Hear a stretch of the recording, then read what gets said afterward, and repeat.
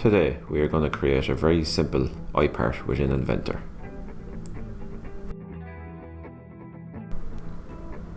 What I'm going to do first is create a 2D sketch of the adjustable foot that I want to design.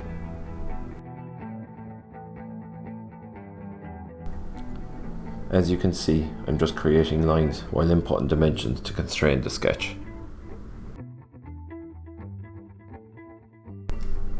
Next, I want to use the revolve function to create a 3D model. I want to next just change the material of my model to give it more definition. I'm just going to go ahead and save this. To make this an iPart, we need to name the dimension or the dimensions we want customizable.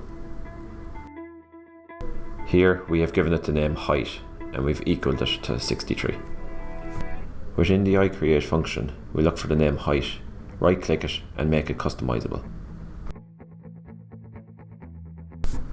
Save that, and next what we want to do is open up a new assembly.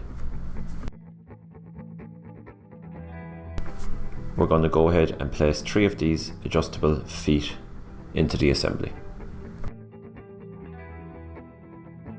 Go to the model browser on the left, expand each of the legs, right click on the table, and you can enter in the value that suits.